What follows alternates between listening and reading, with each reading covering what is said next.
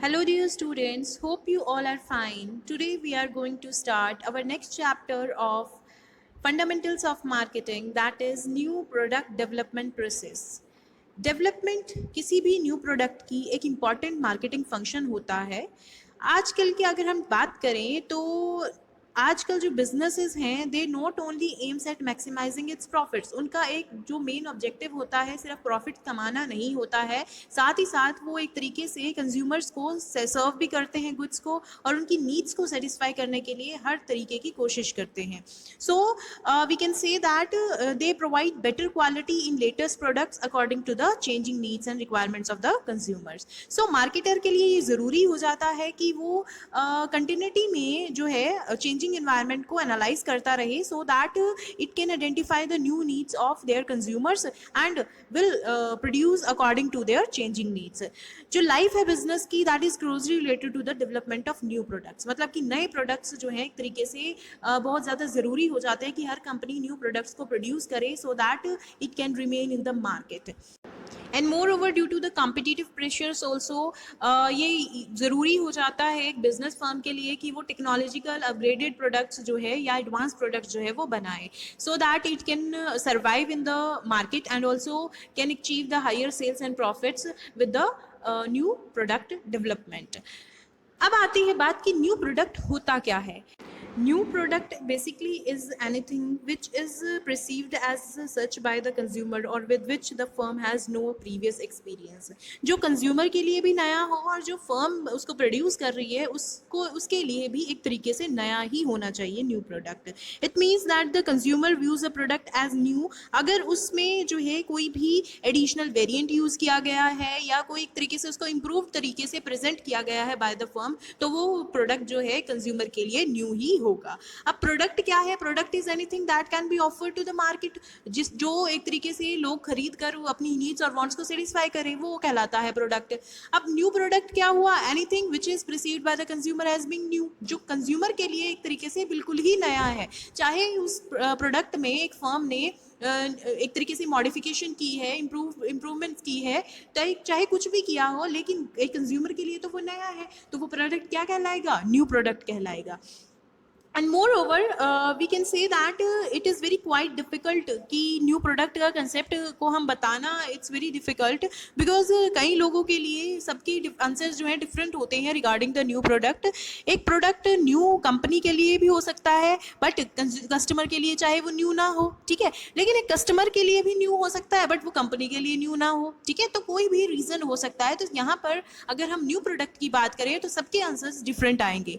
So Booz Allen and Hamilton has identified 6 categories of new product in terms of their newness to the company and to the marketplace। और वो 6 categories क्या है new product की? First आता है new to the world, जो बिल्कुल ही नया है, entirely is a new product for everyone, पूरे मार्केट के लिए एक तरीके से नया है, that product is also known as the new, ठीक है। नेक्स्ट आता है न्यू प्रोडक्ट लाइन, कोई भी अपनी जो प्रोडक्ट लाइन है उसको एक तरीके के एक्सपांड करता है, ठीक है, कोई भी न्यू प्रोडक्ट ऐड करता है अपनी एस्टैब्लिश प्रोडक्ट लाइन में, तो उस वो प्रोडक्ट भी क्या कहलाता है? न्यू प्रोडक्ट कहलाता है।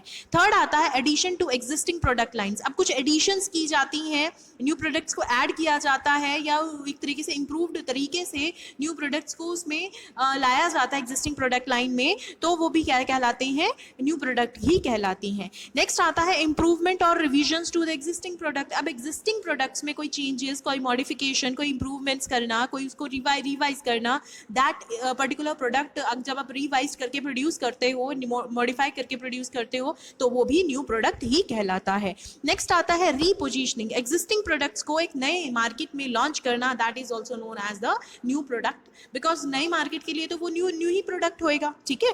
लास्ट आता है कॉस्ट रिडक्शंस, न्यू प्रोडक्ट को की परफॉर्मेंस या क्वालिटी से कॉम्प्रोमाइज ना करके आप उसकी कॉस्ट को कम कर देते हो, तो वो प्रोडक्ट भी कई कस्टमर्स के लिए कुछ हम कह सकते हैं कि ऐसा हाई प्राइस प्रोडक्ट था जिसका प्राइस लो करके उसको मिडल लेवल जो कंज्यूमर्स हैं, जो मिडल लेवल इनकम ग्रुप है, वो भी उसको बाय कर सकता है, तो उनके लिए तो वो एक तरीके से न्यू प्रोडक्ट हुआ, ठीक है। तो एक तरीके से हम ये कह सकते हैं कि ये 6 कैटेगरीज हैं न्यू प्रोडक्ट की, जिसको स्टडी करना बहुत ज़रूरी हो जाता है एक मार्केटर के लिए हैं कि वो किस तरीके से अपने न्यू प्रोडक्ट को प्रेजेंट करेगा मार्केट में, so that it's sales of that particular product also increases, and moreover it can help the marketer, or we can say help the firm to gain maximum profits by customer satisfaction. Next topic is new product development process.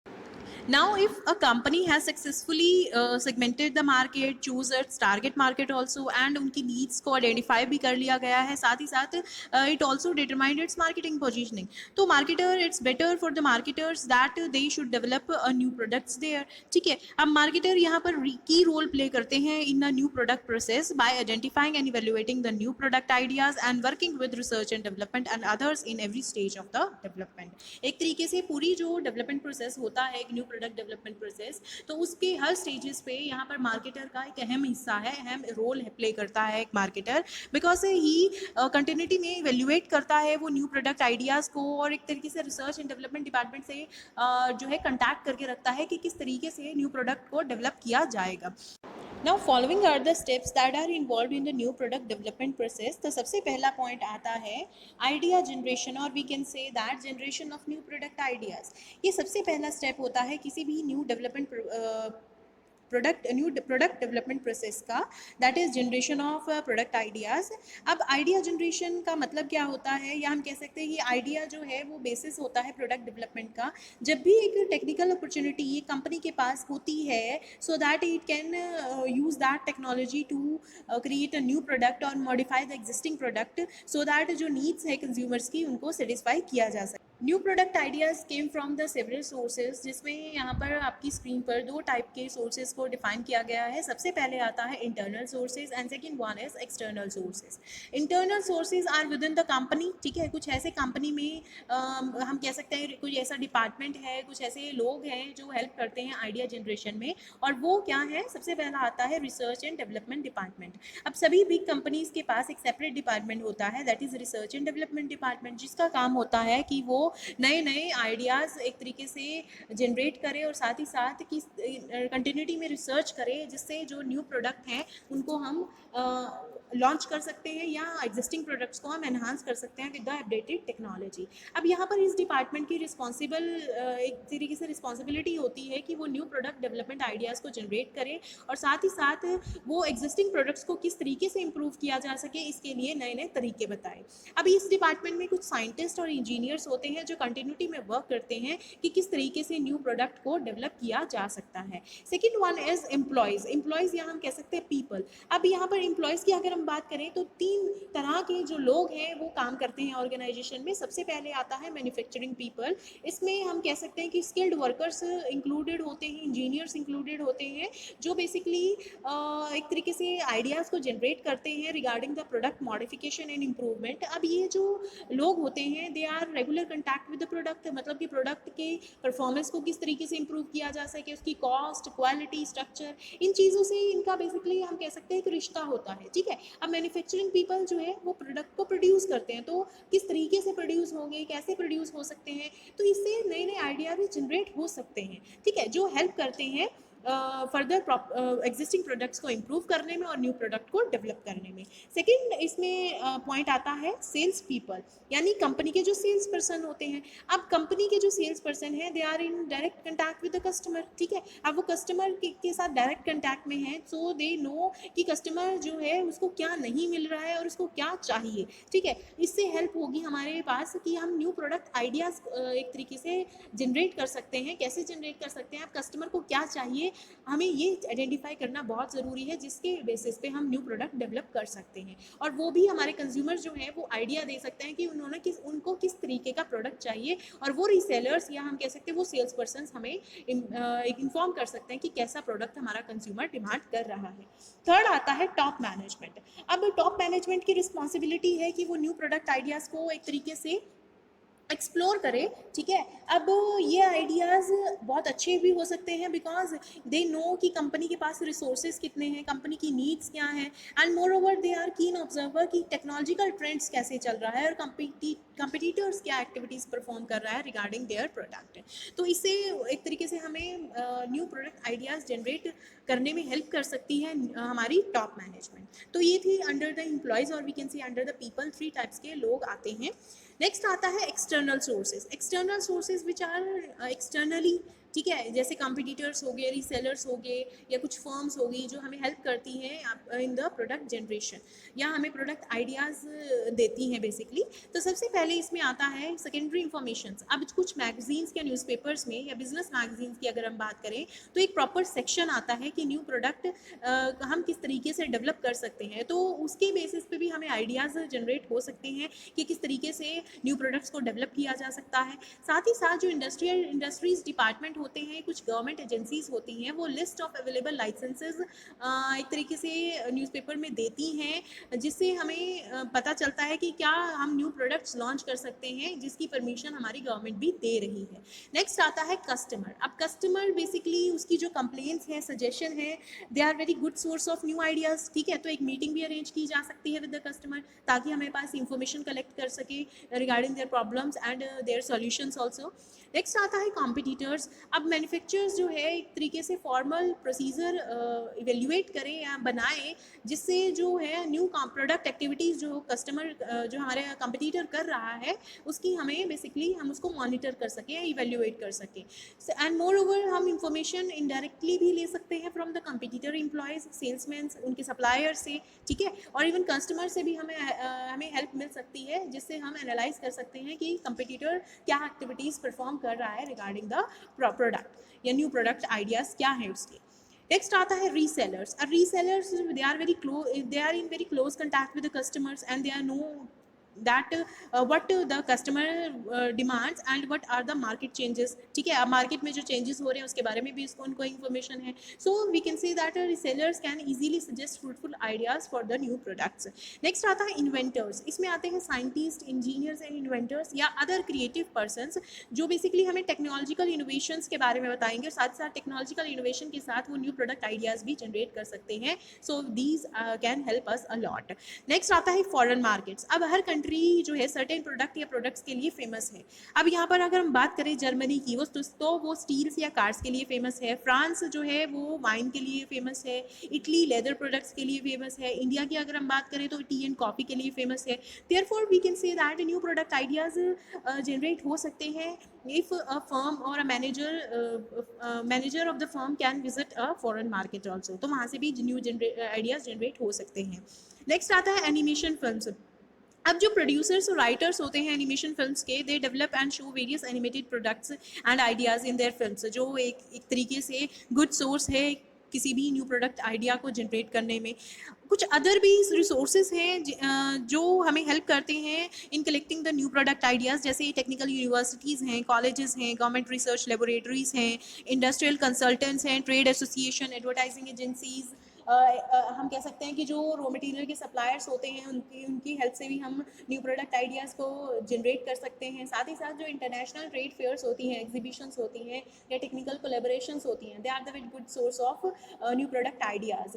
So we can say that कि जो भी source of idea हो, there should be a need for organized efforts to manage the new ideas. मतलब कि चाहे internal sources की बात की जाए या एक्सटर्नल सोर्सेज की बात की जाए, सो हमें एक प्रॉपर फॉर्मेट बनाना चाहिए कि किस तरीके से हम न्यू आइडियाज़ को मैनेज कर सकते हैं। And there should be someone who is responsible for this, यानी एक रिस्पेक्टेड सीनियर पर्सन को हम अपॉइंट कर सकते हैं, आइडिया मैनेजर हम अपॉइंट कर सकते हैं, जो एक तरीके से एम्प्लॉयज़ को, सप्लायर्स को, डिस्ट्रीब्यूटर्स, कंज्यूमर्स को अपने आइडियाज़ देने के लिए एक तरीके से मीटिंग में बुला सके।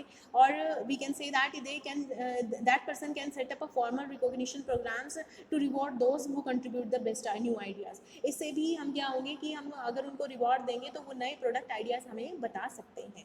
नेक्स्ट स्टेप आता है in the new product development process is idea screening.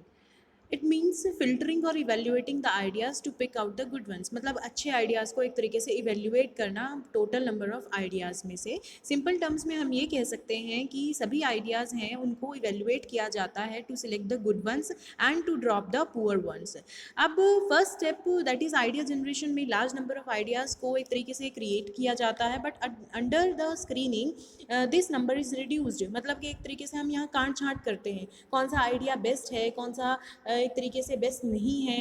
ठीक है, हम वही आइडिया यहाँ पर चूज़ करेंगे जो हमारे ऑर्गेनाइजेशन के गोल्स ऑब्जेक्टिव से कंसिस्टेंट होगा। ठीक है, तो हम ये कह सकते हैं कि स्क्रीनिंग के अंडर हम इस नंबर को क्या करते हैं, रिड्यूस करते हैं। तो बिकॉज यहाँ जो फ्यूचर स्टेजेस में जो ऑर्गेनाइजेशन है उसको बहुत खर्चा उठाना पड़ सकता है during the product development process, इसलिए यहाँ पर जो नंबर ऑफ आइडियाज़ हैं उनको रिड्यूस किया जाता है ताकि जो कंपनी है वो सिर्फ उन्हीं प्रोडक्ट आइडियाज़ को चूज़ करे जो फर्म के लिए प्रॉफिटेबल हो। Basically there are two techniques जिससे जो मार्केटर है वो इवेल्युएट करता है, या एक तरीके से हम कह सकते हैं जो आइडियाज़ हैं उनकी स्क्रीनिंग करता है। सबसे पहला मेथड है चेकलिस्ट मेथड। इस मेथड का मतलब क्या होता है, इट मीन्स जो न्यू प्रोडक्ट आइडियाज़ हैं उनको एक तरीके से रेट किया जाता है, मतलब उनको एक तरीके से अंक दिए जाते हैं ऑन द स्केल, और we can say that this scale is 5 point scale, मतलब कि 5 कुछ ऐसे फैक्टर्स होंगे, सॉरी 5 कुछ ऐसे स्केल्स होंगे जिसके बेसिस पे हम उनको जज करेंगे। ठीक है, अब यहाँ पर 9 टोटल फैक्टर्स होते हैं, मतलब एक क्राइटेरिया होता है जिसके बेसिस पे जो आइडियाज़ हैं उनको जज किया जाता है। अब क्राइटेरिया जैसे कि value added, sale volume, patent protection, effect on product, present products and so on, इस तरीके से 9 फैक्टर्स हैं। 9 फैक्टर्स के बेसिस पे हम एक तरीके से आइडियाज़ को जज करते हैं कि वो वेरी गुड है टू या एक बिल्कुल ही पुअर है। ठीक है, मतलब एक तरीके से हम ये कह सकते हैं कि रेंज जो है वो वेरी गुड टू पुअर होती है, मतलब 5 पॉइंट स्केल होता है। जैसे हम कह सकते हैं कि वेरी गुड है, फेयर है, पुअर है या वेरी पुअर है, इस तरीके से हम उनको जज करते हैं डिफरेंट फैक्टर्स के बेसिस पर। नेक्स्ट जो मेथड आता है या टेक्निक आती है वो आती है आइडिया रेटिंग मेथड। इस मेथड में जो आइडियाज़ हैं उनको वेट असाइन किए जाते हैं और उन प्रोडक्ट्स को रेट किया जाता है ऑन अ पॉइंट स्केल, जिससे जो प्रोडक्ट की कंपैटिबिलिटी है उसको हम इजीली मेजर कर सकते हैं। तो जो भी स्कोर्स आता है फिर उनको हम मल्टीप्लाई करते हैं रिस्पेक्टिव वेट से, और उसके बाद जो अमाउंट आता है उसको बेसिकली ऐड किया जाता है, या हम कह सकते हैं then that particular sum is added to the total score for new product. ठीक है, इस तरीके से स्कोर दिए जाते हैं डिफरेंट आइडियाज़ को, और उसके बेसिस पे डिसीजन लिया जाता है कि कौन सा मेथड हम फॉलो करके जो है आइडिया स्क्रीनिंग कर सकते हैं। क्लियर है। थर्ड स्टेप आता है concept development and testing. Now to go on in the new product development process, जो अट्रैक्टिव आइडियाज़ हैं उनको डेवलप किया जाता है एक प्रोडक्ट कंसेप्ट में।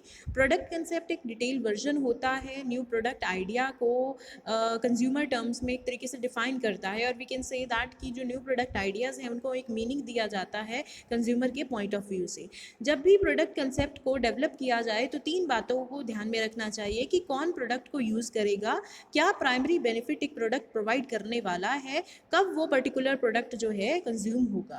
And on the other hand जो कंसेप्ट टेस्टिंग है वो हेल्प करती है कंपनीज को इन choosing the best among the alternative product concept, and moreover जो कंज्यूमर्स हैं उनको बुलाया जाता है so that they can offer there comments on the selected product concept.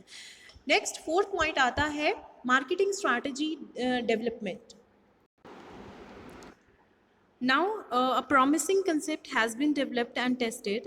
Now it's a time to design initial marketing strategy for new product that is based on the product concept for introducing this product in the market, ताकि इस product को हम market में introduce कर सकें। तो एक तरीके से हम यहाँ पर क्या करेंगे, मार्केटिंग स्ट्रैटेजी जो है वो डिज़ाइन करेंगे for the new product development. अब मार्केटिंग स्ट्रैटेजी स्टेटमेंट में जो है एक तरीके से 3 पॉइंट्स इंक्लूड होने बहुत ज़्यादा ज़रूरी है, या फिर हम ये कह सकते हैं कि जो मार्केटिंग स्ट्रैटेजी स्टेटमेंट है, it should contain 3 parts and these 3 parts should be implemented या performed carefully, should be performed carefully. और ये 3 पार्ट्स क्या हैं? सबसे पहला पार्ट आता है कि जो टारगेट मार्केट है उसका प्रॉपरली डिस्क्रिप्शन होना चाहिए, एक वैल्यू प्रोपोजिशन का प्रॉपर प्लान होना चाहिए एंड सेल्स का भी एक प्लान होना चाहिए, प्लस मार्केट शेयर क्या होगा और प्रॉफिट गोल्स क्या होंगे फर्स्ट फ्यू ईयर्स के लिए, वो भी जो है एक तरीके से उसके रिगार्डिंग भी मार्केटिंग स्ट्रैटेजी जो है वो बनानी चाहिए। या हम कह सकते हैं कि जब भी मार्केटिंग स्ट्रैटेजी बने तो ये पॉइंट बहुत ज़्यादा ध्यान में रखना चाहिए कुछ स्टार्टिंग के कुछ सालों के लिए। सेकेंड स्टेप में ये कह रहे हैं कि जो प्रोडक्ट प्लान प्राइस है या जो डिस्ट्रीब्यूशन और मार्केटिंग बजट क्या होगा और डिस्ट्रीब्यूशन कैसे होगी पहले साल में उस प्रोडक्ट को जब भी लॉन्च करोगे, तो उसका एक आउटलाइन या उसका एक प्रॉपर प्लान बनना चाहिए और उसके बेसिस पे मार्केटिंग स्ट्रैटेजी जो है वो बनानी चाहिए। थर्ड पार्ट में ये कहता है कि लॉन्ग टर्म सेल्स कैसे जनरेट हो सकती हैं और प्रॉफिट कैसे कमाया जा सकता है, सो दैट जो मार्केटिंग मिक्स है उसको भी हम प्रॉपरली डिज़ाइन कर सकें। मतलब कि हम ये कह सकते हैं कि ओवरऑल प्रॉफिट कैसे कमाया जाएगा थ्रू कस्टमर सेटिस्फेक्शन, उसका भी एक प्रॉपरली प्लान बनना चाहिए, so that can help the marketer in framing the marketing strategy for the firm. Clear? Next fifth point आता है business analysis. Product concept and marketing strategy के बाद डिसाइड करने के बाद नेक्स्ट स्टेप आता है to evaluate the business attractiveness of propose new product. इसके लिए ऑर्गेनाइजेशन जो है that organization should review the sale cost and profit projection for the new products, ताकि मार्केटर को ये पता चल सके कि क्या फैक्टर्स जो हैं कंपनी के ऑब्जेक्टिव्स को सेटिस्फाई कर रहे हैं या नहीं कर रहे हैं। अगर कर रहे हैं then that product can be moved on the next stage, that is product development stage. And moreover यहाँ पर जो ऑर्गेनाइजेशन है या मार्केटर है वो एक तरीके से जब भी वो सेल्स को एस्टिमेट करे तो यहाँ पर वो सेल हिस्ट्री ले सकता है, सिमिलर प्रोडक्ट्स की सेल हिस्ट्री देख सकता है और साथ ही साथ मार्केट सर्वेस कंडक्ट कर सकता है and moreover research and development departments की हेल्प भी ले सकता है to figure out the sales and cost, so that he can analyse the new product financial attractiveness. Clear? Next step आता है product development. Now up to this point for many new concept there may exist only a word description or a drawing, या हम कह सकते हैं कि we only have a rough prototype कि product कैसा हो सकता है। बट अगर प्रोडक्ट कंसेप्ट बिजनेस टेस्ट से पास हो जाता है then it can be developed into physical product. ठीक है, मतलब कि हम ये कह सकते हैं कि that the particular product idea can be turn into a workable market offering. ठीक है, तो प्रोडक्ट बेसिकली हम ये कह सकते हैं कि जो सक्सेसफुल प्रोटोटाइप है वो डिपेंड करेगा, या हम कह सकते हैं वो जब भी डेवलप किया जाएगा it can takes weeks, days, months और इवन ईयर्स। मतलब उसको कुछ साल भी लग सकते हैं, कुछ हफ्ते भी लग सकते हैं, कुछ महीने भी लग सकते हैं। वो डिपेंड करेगा कि क्या प्रोडक्ट है और क्या प्रोटोटाइप मैथड्स हम यूज़ कर रहे हैं। एंड ऑल्सो जो प्रोडक्ट है अगर एक बार वो टेस्ट से पास हो जाता है तो हमें ये पता चल जाएगा कि प्रोडक्ट जो है वो सेफ़ है and it can perform effectively also. ठीक है, तो ये काम जो है फर्म खुद भी कर सकती है और किसी से करवा भी सकती है। मतलब एक तरीके से टेस्ट जो है वो किसी दूसरे डिपार्टमेंट से भी करा सकती है। इन मैनी केसेस जो मार्केटर है वो एक तरीके से एक्चुअल कस्टमर को ही इंक्लूड करते हैं प्रोडक्ट की टेस्टिंग में, क्योंकि कंज्यूमर को जो है वो इजीली इवेल्युएट कर सकती हैं प्रोटोटाइप्स और we can work that they can work with pre release products. ठीक है, तो उनके एक्सपीरियंसेस जो भी होंगे वो हेल्पफुल होंगे in the product development stage. Next जो स्टेप आता है that is market testing. In this stage जो प्रोडक्ट है एंड जो प्रपोज्ड मार्केटिंग प्रोग्राम है रिगार्डिंग दैट पर्टिकुलर प्रोडक्ट उनको टेस्ट किया जाता है in the realistic market offering. या सिंपल टर्म्स में हम ये कह सकते हैं कि प्रोडक्ट को टेस्ट किया जाता है along with the its entire marketing program including the targeting and positioning strategy, advertising, distribution, packaging etcetera, ताकि जो एक तरीके से प्रोडक्ट है उसको टेस्ट कर सकते हैं before the full investment is made. मतलब कि प्रोडक्ट को एक्चुअली लॉन्च करने से पहले हम एक तरीके से एक पर्टिकुलर टारगेट मार्केट में उसको बेच कर या हम कह सकते हैं उसको बेसिकली डिस्ट्रीब्यूट करके हम ये पता लगा सकते हैं कि हमारे प्रोडक्ट में कोई खामी तो नहीं है। तो जो टेस्ट मार्केटिंग की अमाउंट है वो बेसिकली वेरी करेगी या हम कह सकते हैं डिपेंड करेगी on the nature of the product, किस टाइप का प्रोडक्ट है। स्पेशली जब भी एक न्यू प्रोडक्ट जो है इंट्रोड्यूस किया जाता जाता है तो वहाँ पर बहुत ज़्यादा इन्वेस्टमेंट लगती है, ठीक है, और रिस्क भी क्या होता है, बहुत ज़्यादा हाई होता है, और फर्म भी श्योर नहीं होती कि उसका प्रोडक्ट जो है या उसकी जो मार्केटिंग प्रोग्राम है वो सक्सेसफुल भी होगी या नहीं होगी। तो इसीलिए वहाँ पर बहुत ज़्यादा टेस्ट मार्केटिंग की जाती है, ठीक है। तो ये एक तरीके से कह सकते हैं कि जो कॉस्ट है वो डिपेंड करेगी on the nature of the product, कि किस टाइप का प्रोडक्ट है, न्यू प्रोडक्ट है। Clear? Next step, last step is commercialisation. Now the test marketing has given the management the information to make a final decision कि product को launch किया जाए या नहीं किया जाए। तो फाइनल स्टेज जो होती है प्रोडक्ट डेवलपमेंट प्रोसेस में वो कहलाती है कमर्शियलाइजेशन। अब कमर्शियलाइजेशन का मतलब क्या होता है? It means nothing as then introducing a new product into the market, या हम सिंपल टर्म्स में कह सकते हैं कि प्रोडक्ट को एक तरीके से लॉन्च किया जाता है। तो इस पॉइंट पे जो कॉस्ट है वो बहुत ज़्यादा हाई होगी किसी भी कंपनी के लिए, क्योंकि कंपनी को एक तरीके से मैन्युफैक्चरिंग फैसिलिटी बिल्ड करनी है, क्योंकि यहाँ पर हम ये कह सकते हैं कि यहाँ पर डिसीजन लिया जाता है कि एक प्रोडक्ट को कमर्शियल बेसिस पे प्रोड्यूस करना स्टार्ट कर देना चाहिए एक फर्म को, और साथ ही साथ जो मार्केटिंग मैनेजमेंट है वो full fledge advertising and promotional campaign introduce करती है for the mass distribution of the product, and moreover जो डिस्ट्रीब्यूशन चैनल है वो भी ड्यूली ऑर्गेनाइज किया जाता है, या सिंपल टर्म्स में हम ये कह सकते हैं कि जो प्रोडक्ट है वो उसका प्रोडक्ट का अब जन्म होता है और उसकी लाइफ साइकिल जो है वो स्टार्ट हो जाती है आफ्टर दिस स्टेप, ठीक है। एंड ऑल्सो जो प्रोडक्ट है जब भी उसको इंट्रोड्यूस किया जाए मार्केट में, तो कंपनी जो है कुछ फैक्टर्स को, कुछ एक्टिविटीज़ को ध्यान में रखे कि प्रोडक्ट की करेक्टरिस्टिक्स क्या हैं, कलर, टाइप, साइज, स्टाइल कैसा है प्रोडक्ट का, ब्रांडिंग और ट्रेड मार्किंग क्या होगी, लेबलिंग एंड पैकेजिंग कैसे होगी, मैन्युफैक्चरिंग फैसिलिटीज़ कैसे बिल्ड होंगी, एक अप्रोप्रिएट मार्केटिंग मिक्स को डिसाइड करना बहुत ज़्यादा ज़रूरी है, स्केल ऑफ प्रोडक्शन क्या होगा, एडवर्टाइजिंग और सेल प्रमोशन एक्टिविटीज़ क्या होंगी, डिस्ट्रीब्यूशन नेटवर्क कैसे सेट किया जाएगा, या हम कह सकते हैं किस तरीके से हम डिस्ट्रीब्यूशन नेटवर्क को डिज़ाइन करेंगे, and then only the final product can be introduce in the market. And moreover we can say that in all these steps of the new product development process will help the organizations or a marketer to create a superior customer value. Only then जो product है वो success पा सकता है market में, क्योंकि कुछ ऐसे product भी होते हैं जो market value नहीं create कर पाते, customer को satisfy नहीं कर पाते, तो it's better we should add more features in that particular product, and then only we can launch that particular product in the market. So that's all about the steps in the new product development process. We'll see you in the next upload. Bye bye, take care, thank you.